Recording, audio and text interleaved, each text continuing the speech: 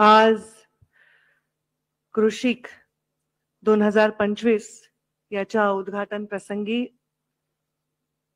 अत्यंत वेगळा अनुभव मलाही आला आणि बरंच शिकायला मिळालं. या मंचावर विराजमान राज्यातील